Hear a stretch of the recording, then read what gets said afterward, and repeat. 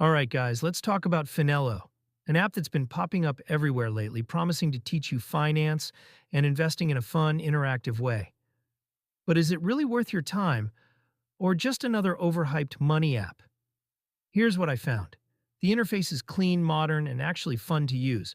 Lessons are short and simple, great for beginners trying to understand personal finance or investing basics.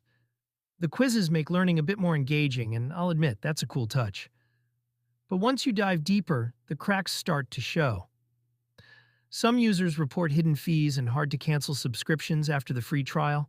Others say the content is way too basic, fine for total newbies, but not much value beyond that. There's also no real regulatory oversight, so it's not something you should rely on for actual investing advice. So my verdict? Finelo isn't a scam, but it's not groundbreaking either. It's decent if you're just starting out and want quick lessons about money.